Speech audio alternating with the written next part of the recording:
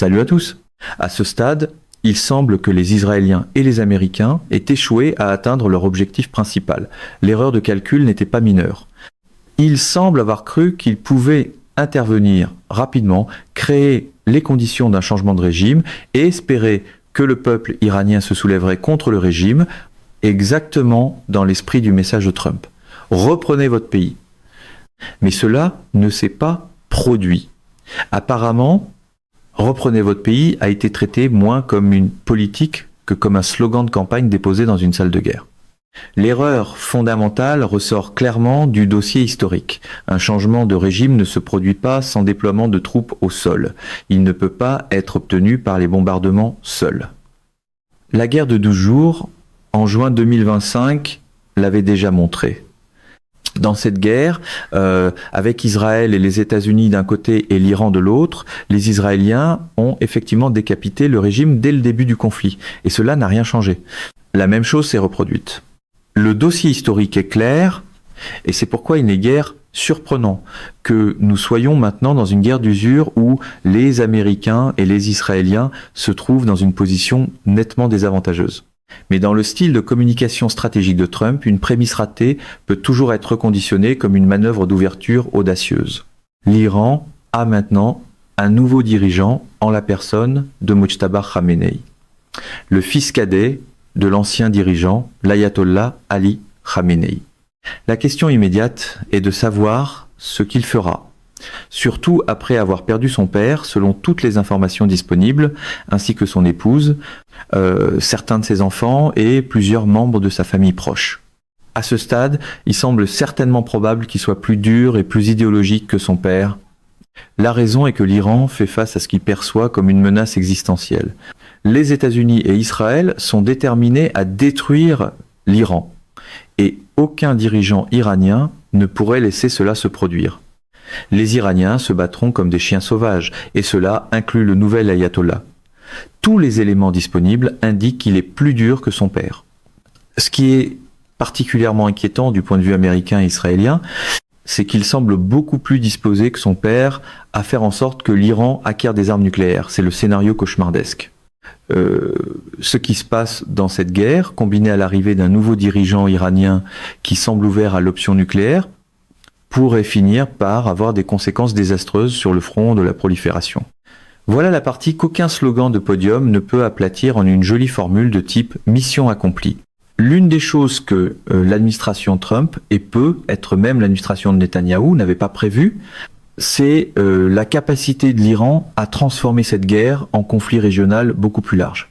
L'Iran a attaqué presque tous les alliés arabes du Golfe des États-Unis, Bahreïn, l'Arabie Saoudite, le Qatar et les Émirats Arabes Unis. La question est maintenant de savoir comment ces pays réagiront à Mojtaba Khamenei et s'il existe une quelconque porte de sortie qui pourrait être offerte à l'Iran pour mettre fin à la guerre. Mais il ne semble pas y avoir de porte de sortie du côté iranien. Du point de vue iranien, il s'agit d'une menace existentielle, donc ils doivent continuer le combat. Seuls les Israéliens et les Américains peuvent mettre fin à cette guerre. Pourtant, ils veulent clairement une victoire et ils ne cherchent pas de porte de sortie. Le problème auquel ils font face est double. Dans l'orbite de Trump, les portes de sortie ont tendance à être appelées les faiblesses jusqu'à ce que la route s'arrête.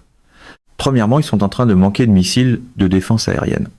Lors de la guerre de 12 jours, l'année précédente, Israël voulait mettre fin au conflit après 12 jours, parce qu'il manquait de missiles défensifs. Les informations qui sortent d'Israël laissent croire que la même chose se reproduit, ce qui n'a rien de surprenant. Les États du Golfe, pour leur part, n'ont pas la capacité de se défendre de manière significative. Cette situation empire avec le temps. Deuxièmement, il y a l'impact sur l'économie internationale.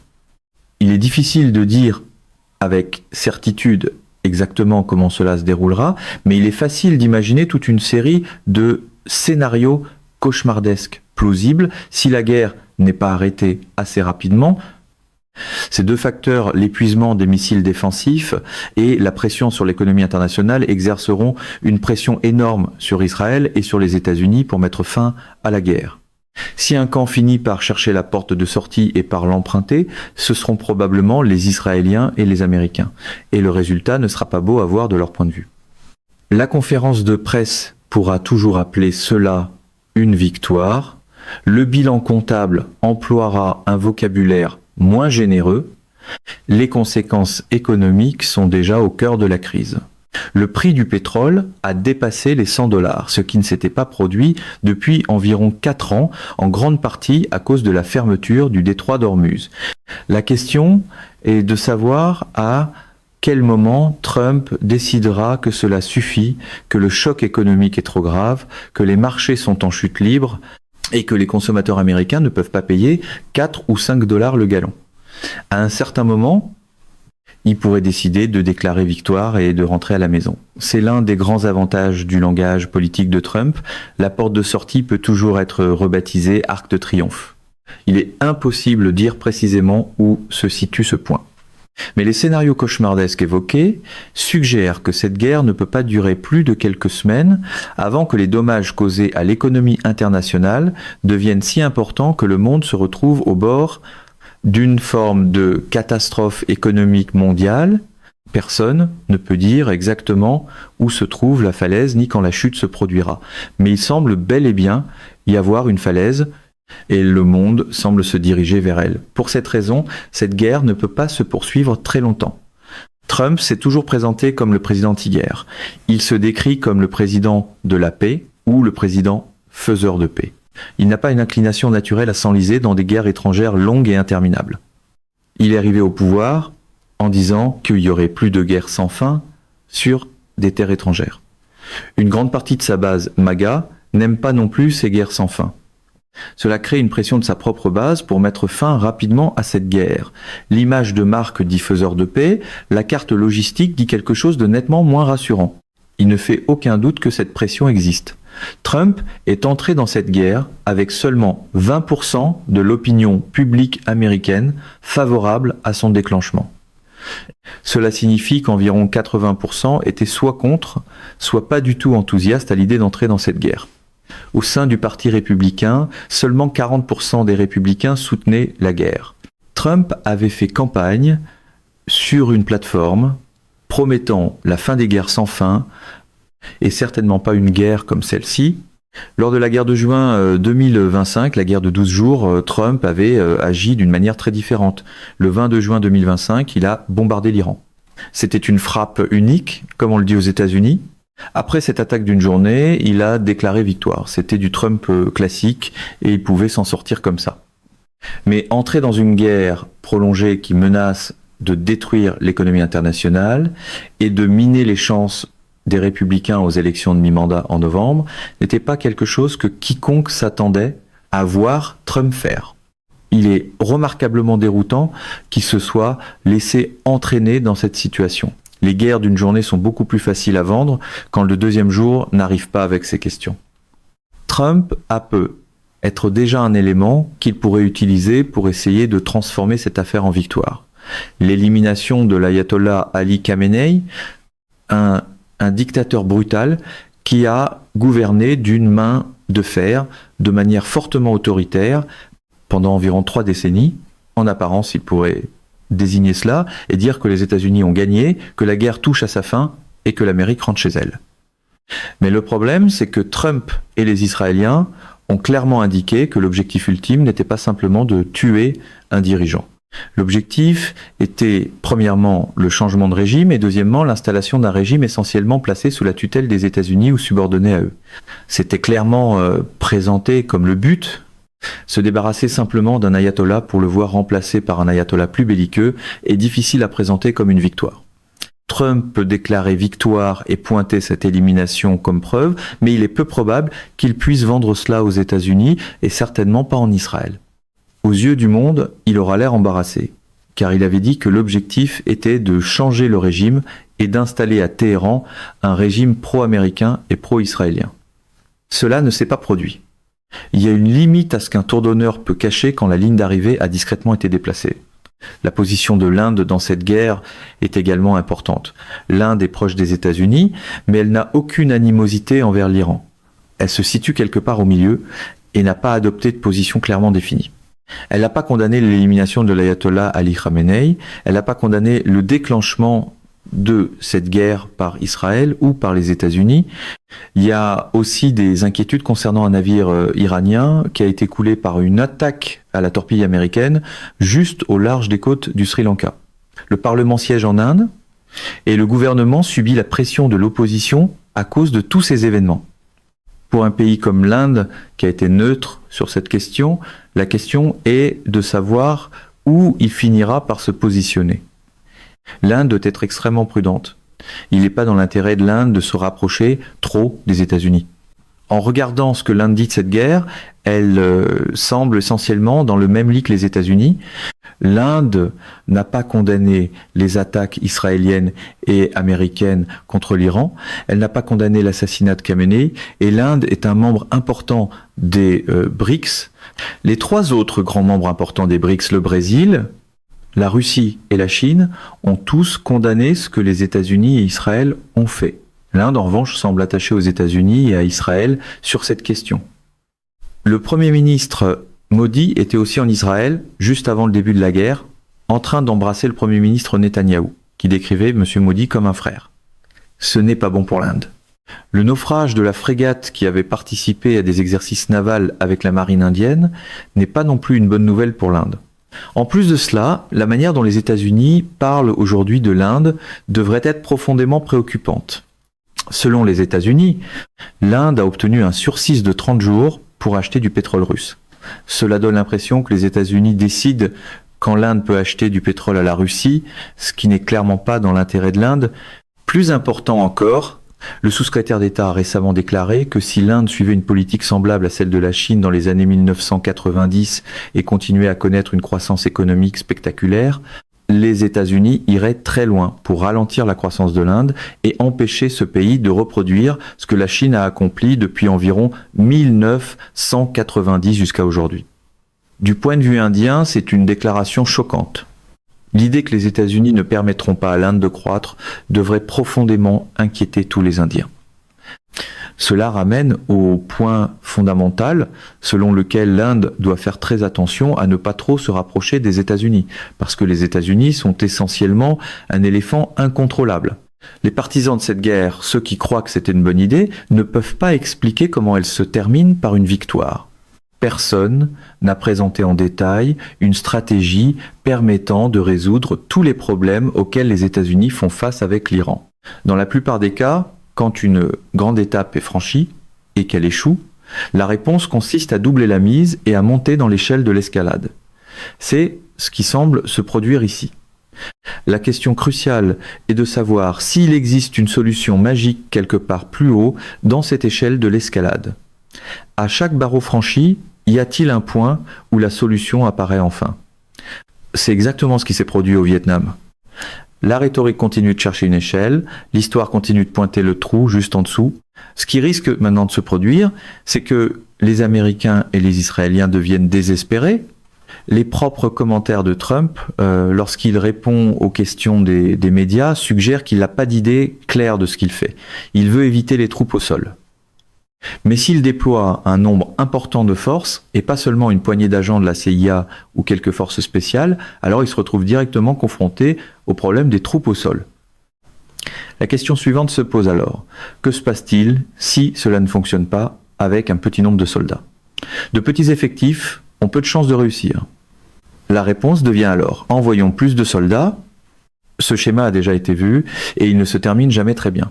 Le truc familier consiste à appeler chaque escalade limitée jusqu'à ce que la limite devienne invisible. La trajectoire a également des implications majeures pour la Chine. La Chine commence maintenant à bâtir une marine de haute mer et cette marine vise principalement à sécuriser les voies maritimes vers le golfe Persique. Avec le temps, la Chine sera capable de projeter davantage de puissance militaire dans le Golfe et sa présence ainsi que son intérêt dans cette région ne feront qu'augmenter. Une fois que les Russes auront mis fin à la guerre en Ukraine, ils deviendront probablement eux aussi plus présents dans le Golfe Persique.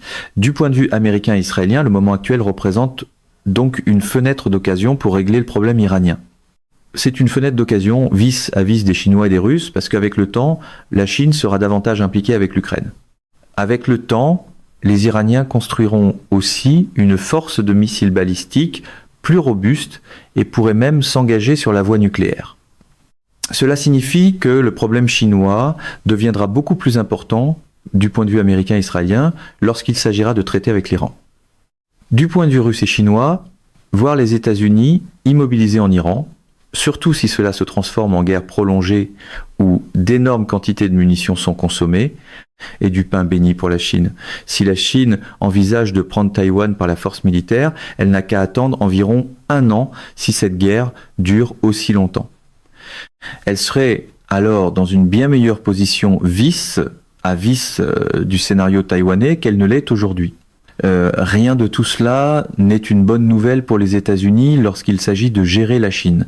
Malgré tous les discours sur la fermeté, rien ne paraît plus vulnérable aux yeux des rivaux qu'une superpuissance qui choisit volontairement de s'étirer jusqu'à la limite.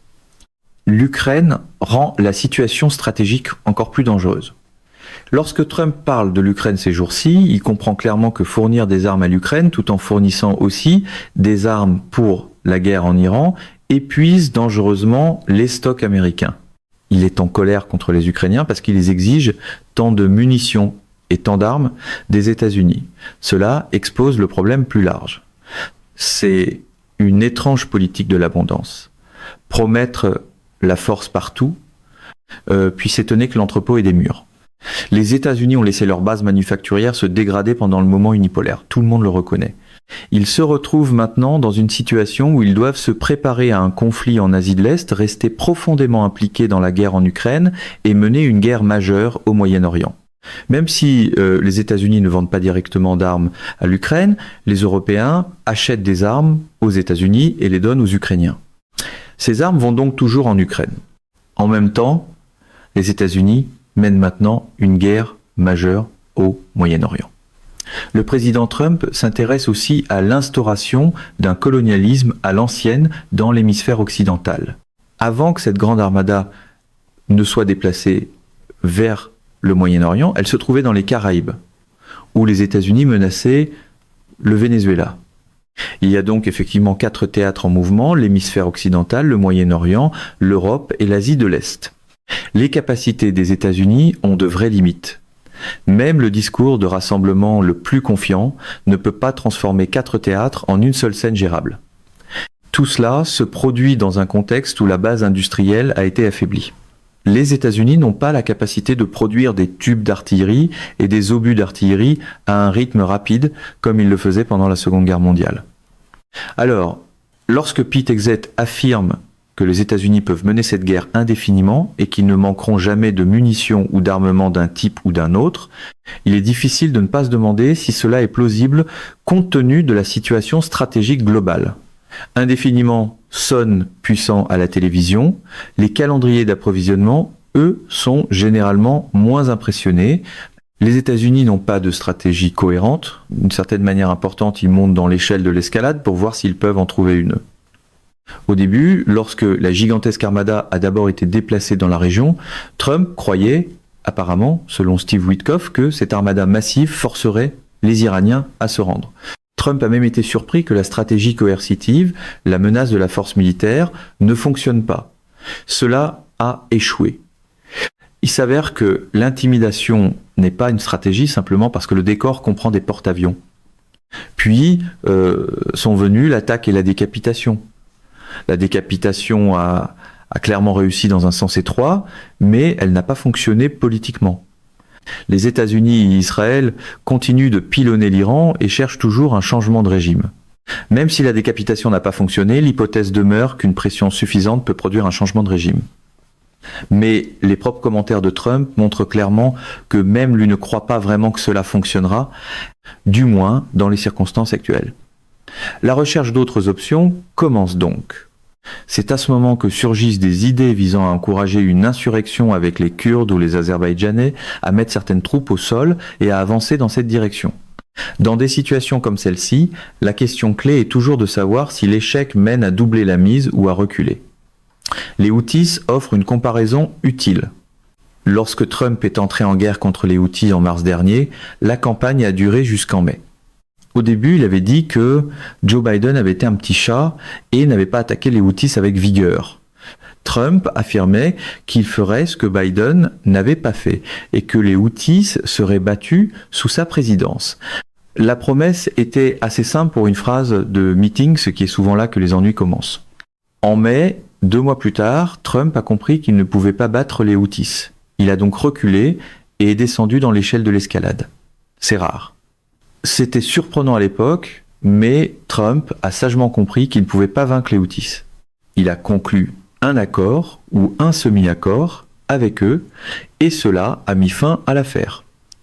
Mais dans la plupart des cas, lorsqu'une grande étape est franchie et qu'elle ne fonctionne pas, les dirigeants doublent la mise et intensifient l'escalade.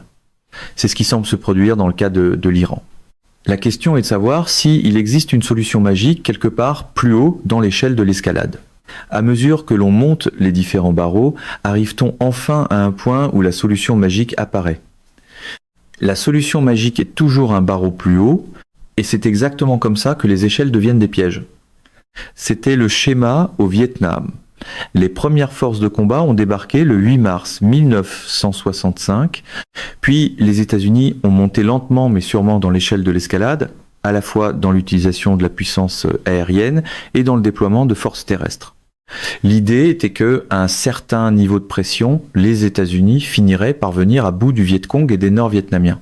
Cela n'a pas fonctionné et le résultat a été une défaite catastrophique. Le même problème fondamental est visible ici. Ceux qui favorisent cette guerre et croient que c'était une bonne idée ne peuvent toujours pas expliquer comment les États-Unis finissent par gagner. Personne n'a exposé en détail la stratégie permettant de résoudre tous les problèmes auxquels les États-Unis font face avec l'Iran. L'argument officiel est que les États-Unis peuvent soutenir ce combat facilement aussi longtemps que nécessaire, que l'Iran ne peut pas tenir plus longtemps que l'Amérique, et que les États-Unis fixeront le ton et le rythme du combat grâce à l'action violente, à leur capacité offensive et à leur capacité défensive.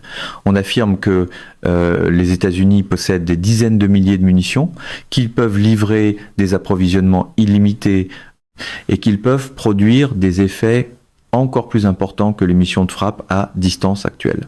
C'est pourquoi les responsables disent que l'accélérateur est poussé et qu'il restera à fond.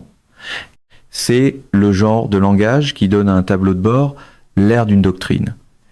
Mais la question clé est de savoir combien de missiles l'Iran possède réellement, des missiles balistiques et des missiles de croisière, mais surtout des missiles balistiques et des drones, et dans quelle mesure les États-Unis sont capables de les détruire.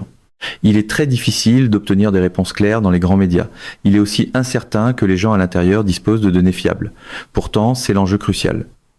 Il existe de nombreuses raisons de penser que l'Iran possède un très grand nombre de drones et de missiles balistiques, qu'il est loin de les avoir épuisés et que beaucoup d'entre eux sont soit cachés dans des tunnels, soit mobiles, ce qui les rend très difficiles à détruire. Cela signifie que l'Iran peut continuer cette guerre encore et encore, tout comme les États-Unis peuvent continuer encore et encore. Ce que Exet semble dire, c'est qu'à un certain moment, les Iraniens manqueront de drones et de missiles. Mais c'est peu probable. L'Iran semble avoir trop de missiles et trop de drones, et il est probable qu'il les emploie de manière stratégique. Compter sur le fait que l'ennemi manquera commodément d'armes n'est pas une stratégie, c'est de l'optimisme avec un casque. Même si les États-Unis détruisaient tous les missiles iraniens, tous leurs missiles balistiques et de croisière, et tous leurs drones, la question demeurerait où cela laisserait-il la guerre? Serait-ce une victoire? La réponse est non, parce qu'il n'y aurait toujours pas de changement de régime. Et le changement de régime est l'objectif. Même si la marine, les missiles et l'armée de l'air de l'Iran étaient neutralisés, cela ne réglerait pas le problème politique. L'Iran reconstruirait simplement. Il reconstruirait sa force de missiles. Beaucoup dépend de la façon dont la guerre se poursuit. Si les raffineries de pétrole dans le Golfe deviennent des cibles et que pratiquement toutes les installations pétrolières en Arabie Saoudite, aux Émirats Arabes Unis et dans les autres États du Golfe sont détruites, tandis que les installations équivalentes de l'Iran sont aussi détruites, le résultat serait désastreux pour l'économie mondiale.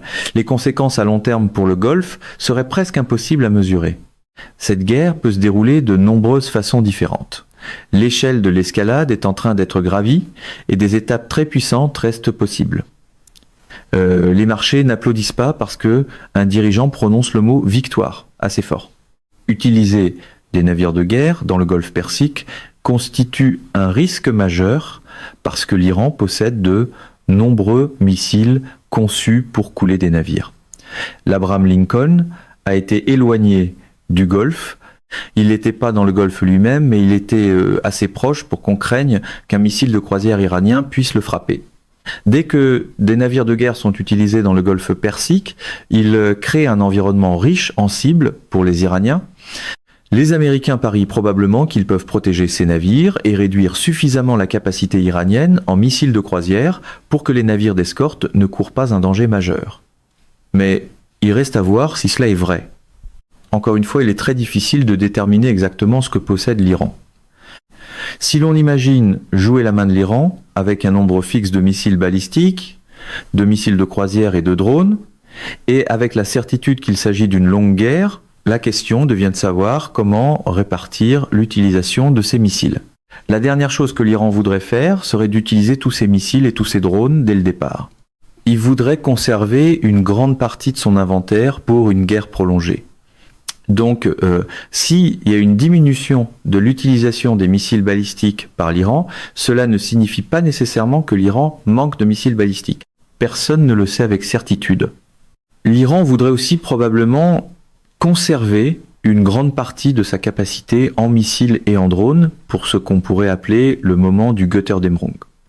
Si l'Iran croit qu'il est en train de tomber, s'il croit que le pays va être détruit, il voudra entraîner tout le monde avec lui et il voudra disposer de missiles pour cela. Cela signifie préserver une force de missiles robuste en réserve au cas où viendrait un moment où l'Iran penserait que sa survie est réellement menacée. Il n'existe aucune preuve claire que l'Iran a épuisé ses missiles ou que les États-Unis ont réussi à cibler ses missiles mobiles et ses missiles cachés dans des tunnels au point de laisser l'Iran complètement à nu.